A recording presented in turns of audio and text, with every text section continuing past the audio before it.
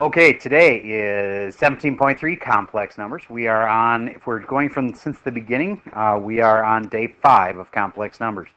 By now, this should be child's play. Take that and graph it so that you can find cis form. And here's the graph for it. I go over 1, I go down 1 because that's like a negative 1 right there.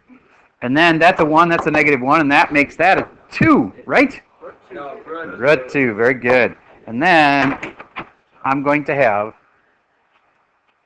r, which is root 2, cis theta. All right, what's the theta? Well, that's that angle, and it's a going down angle, negative pi over 4. Raise your hand if you had that one right. Okay, good. Now, I said r cis theta, and if you really want to be technical about it, it can be called something else. The little bars on the thing, yeah, what's that called? The modulus. Modulus. All right, so let's say it was z is blah, blah, blah. Then this thing is called, well, we call it r when we're in polar, so it's acceptable to me to call it r, but we also need to know that that's called, not kind of like absolute value, but it means modulus of. And I just wanted to remind you that. Okay, so now I've got it in cis form. What can I do in cis form that you guys didn't know how to do yesterday when you walked in? Starts with an M. Yes, that's true. You can multiply them. But there was one where you put it to a power, and it doesn't start with an M. The guy's last name is Demov. Demov. And you may remember I said that was about the move of the exponent. So if I want to put this to the second power, I'd like you to try to remember what that means about the cis that's being squared. Yes, sir? Oh, I thought you were raising your hand, so I'll call on you anyway. Tell me what to do. You have to square root 2. Good. And then move 2 to the angle to multiply. Yes, you do not square this. You multiply it by 2. And I showed you why the other day. But all right, so this is 2 to the 1/2. What the heck is he doing? Squared. Why did I take 2 to the 1/2? Because that's what square root means. And then I squared it. And then that shows me that it's really 2 to the, what's that really? 1. What's 2 to the 1? 2, so it's just 2. 2 cis negative, and I got to reduce it. 2 pi over 4 will be pi over 2. Raise your hand if you had that one right. Okay, cool. Now that's squaring something. Learned how to do that. Check mark. How about square rooting something? Well, it seems like you just put it to the 1/2 power, right? Okay, and we already know Demovs, and so you should be able to just put everything to the 1/2 power. So let's do that on a different one. Let's say it's 9 cis pi over 4.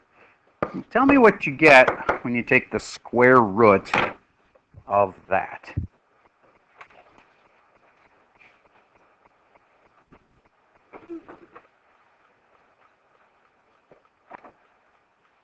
It's all about the move of the exponent, and all you do then was put this down here and put this one in here, and what is it, 1/2 pi?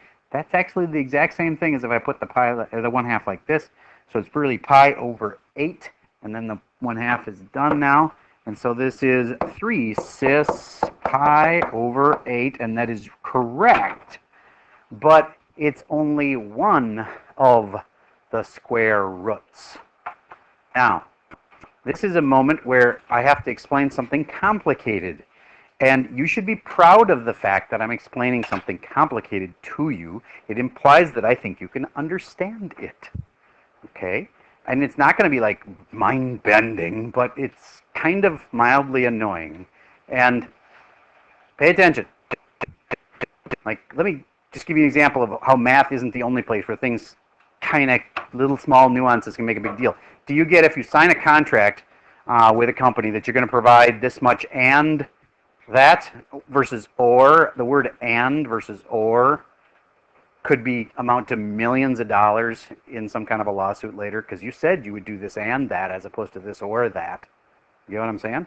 One word could cost you millions That's why they have lawyers look over stuff carefully to catch little things like that. Okay, so this is minutia, but it's important. Do you get that the square root of 4, as we have written this a gajillion times, is 2?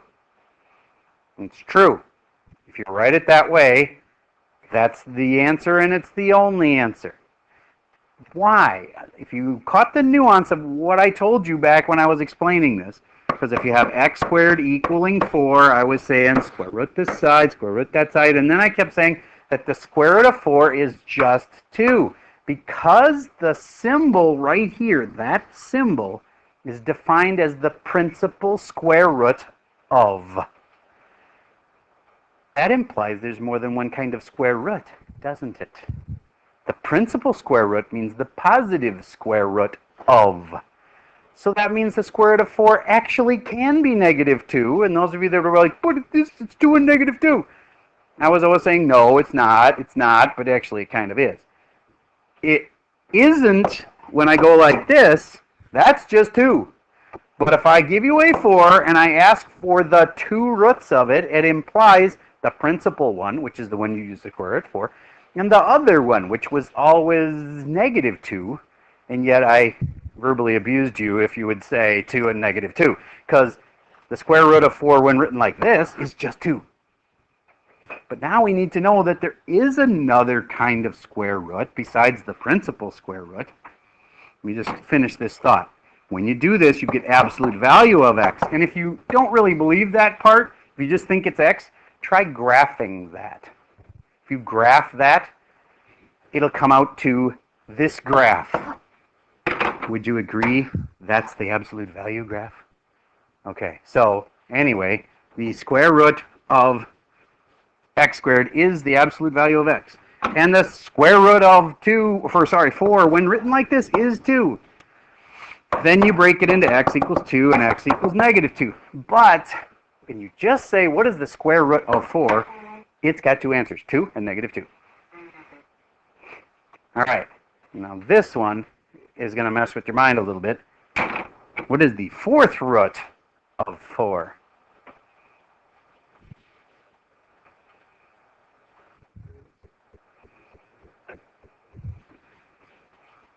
Would you agree that it is the 4 to the 1/4 power? That is the 4th root of 4. He's got a calculator. He's going to look anyway. Just tell us. It's 1 point something, right? Because if it was 2, it would be way too big. 1.41. Okay.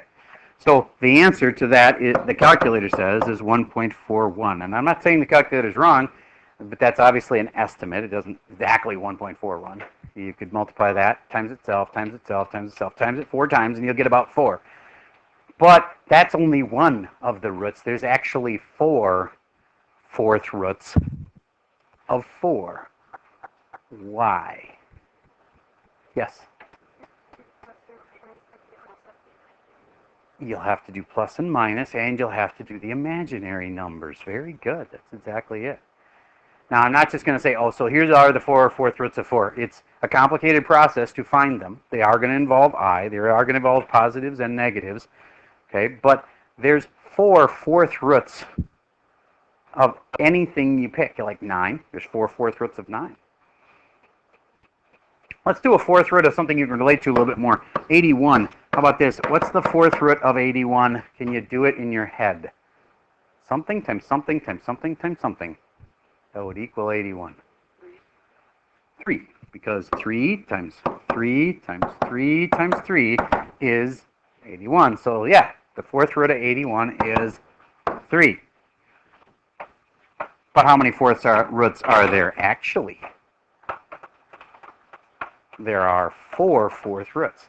How many 9th roots do you think there are? There are 9 9th roots. All right, now you didn't know this before because you didn't need to know this before, but now you need to know. Typical test question. What are the 5 5th roots of 2 plus I? Ugh. Okay, well, I showed you a second ago the square root. We did the square root. Remember, we put it to the 1/2 power? We found the square root of this, and we said it was that. I said it was one of the square roots. How many square roots do you think there are? There's 2. There's 2 square roots of that. And I'm going to show you how to find the other one. All right? Because this one wasn't that bad. Just do demobs to it, and you're done. All right, so I'm going to go back to what I had in the first place, and that's what I recommend you do as well, is start with 9 cis pi over 4.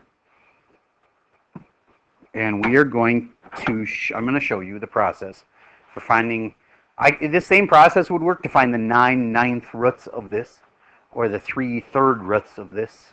I'm going to find you the 2 square roots of this. All right, so first step is it's got to have a name like Z or Q or whatever. Okay, and then do you get, if I am trying to find the square root, I am going to put it to the 1/2 power. I'm going to do it on both sides, and it's just showing me that I am, here's what I'm trying to do. If I'm trying to find the square root of Z, which is the name for my complex number. So this first part should seem pretty familiar. We did that before. But wait, there's more. If you want to find multiple roots of something, you need to remember that there must be multiple angles involved. And so I'm going to add plus 2, what do you think I'm going to write here? 2 pi k. Because if I add 2 pi, it would give me another angle that's the same as this one. Now, I still need to do demobs, so I'm going to put the 1/2 up here, and I'm going to write it a few times just because on the smart board, then I can drag it easier. All right, so now I'm going to bring this down and say 9 to the 1/2, which is really what? 3. This 1/2 is going to go here, and then think about this as like an angle that's in parentheses. That's all the angle. So if I multiply it on the front here by 1/2, really both of them are going to get 1/2, right? I'm going to distribute the 1/2 here and there. Okay, so, wait a minute. That one out of there, put this one back. So then I'm going to have a 1/2 here and a 1/2 there. There, I just did demobs to it with the added little piece that I have the plus 2 pi k. That is my generator of terms. I'm going to then do different k values. How many times do you think I'm going to do it? Twice. And I'm going to find the 2 square roots of whatever.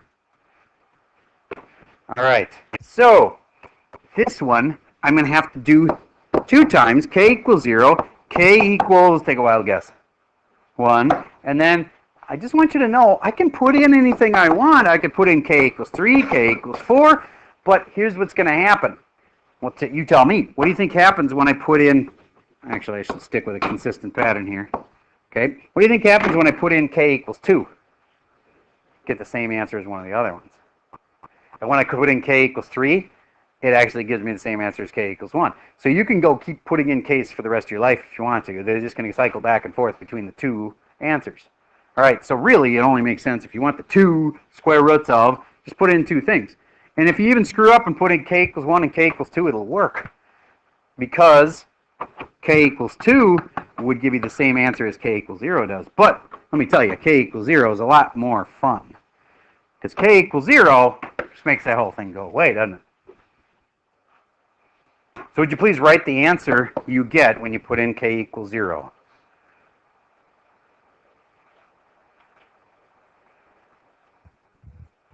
Got that ready? Excellent. All right. Excellent.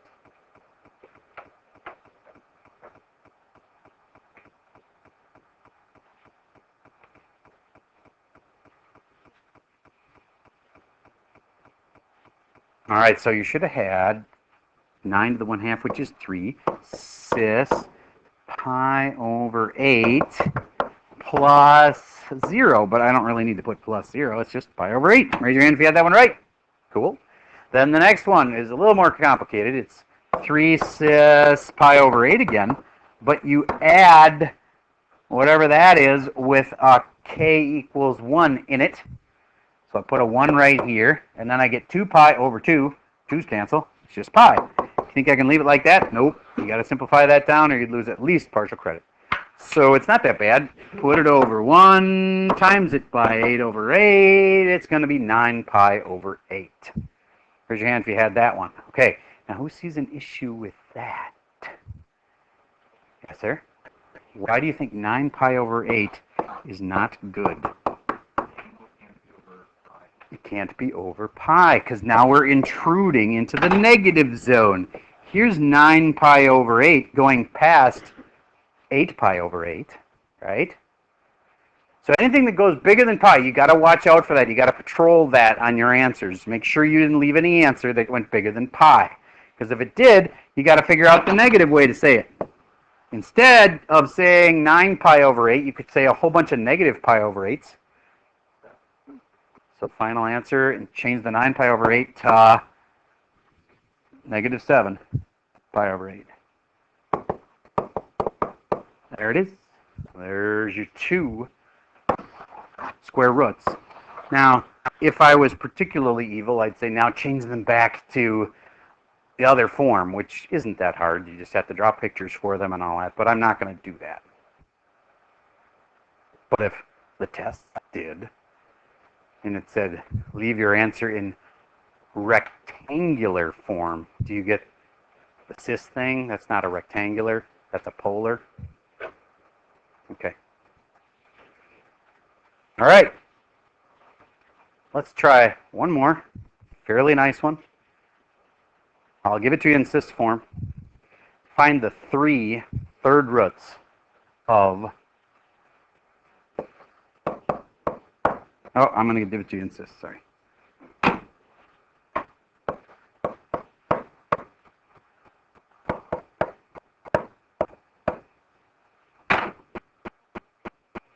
Two cis pi over 4. Find the 3 third roots of that. I'll pause, we'll give that a shot. Okay, step 1. Add plus 2 pi k. Oh, not k on the bottom, hold on. Plus 2 pi k, there we go. And that's for the angle part. Then, I'm going to put this whole thing to the 1/3 power.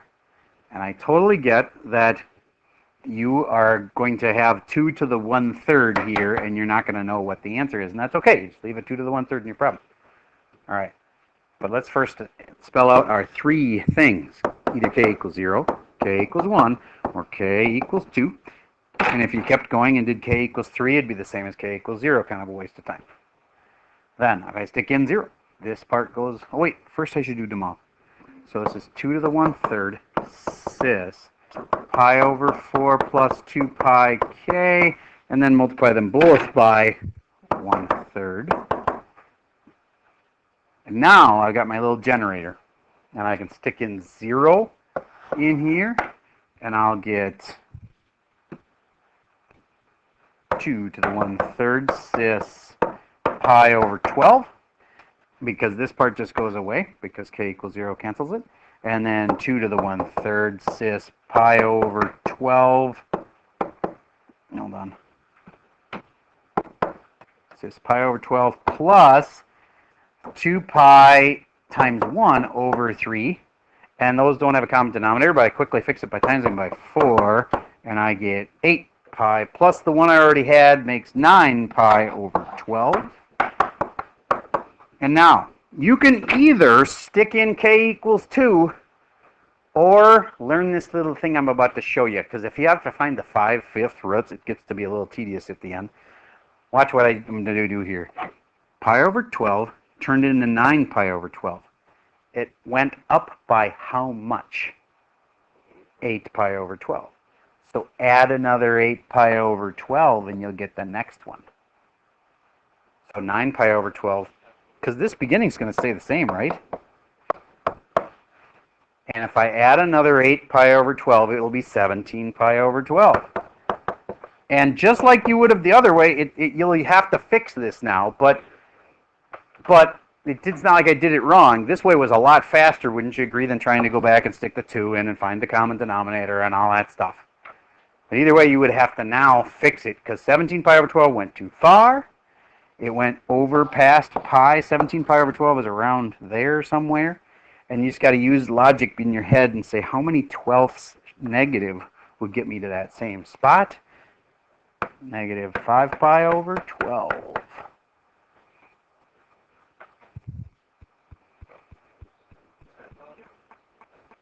Dang it, I trusted you. How dare you? It's okay. Okay. That's it. That's one of the hardest things in your next test. Really. If you feel like that went fairly well, then good. Because it is kind of complicated, but with that step, that process that I just showed you, I don't think it's that bad. It's just a multi-step process. So you can't afford to skip anything. Like you forget to add the 2 pi k, you're toast. You forget that the demov thing has to happen here also. Another common mistake. And you're done. If you forget to do, what to do over here, forget that it's k equals 0, k equals 1, k equals 2. There's a lot of little things you could forget, but I don't think it's that bad. All right. So let's look at your homework together. I'm going to pause while we find. Okay, so here's the homework. This first one is just a demov. They're not asking you to find a root. You can tell by looking here. It's just to the 6th power. Now, I do have to get cis form for it first, right? So we're only going to do number 58. We're going to skip all the other ones. I think it's fine to just do one practice of demov and finding cis form, okay? Because, and the other problems, you're still going to end up having to do cis or demovs because you're in the middle of finding all those roots. You do demovs like 3 times. All right, here is one. The 2 square roots of 1 plus I root 3. First thing, find cis form. Let's see who can find it fastest.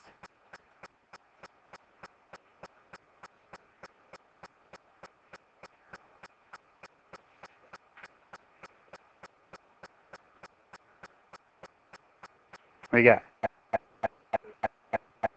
2 cis pi over 3 is what his assumption is. Somebody check it. A couple people are confirming. Okay, double checking it myself. Watch. 1, 1, and actually, sorry, 1 root 3. That makes this the 1, 2 root 3. That's going to be a 2, so his 2 is for sure right. And then what's across from that? Pi over 3, also known as 60 degrees. Good, you got it.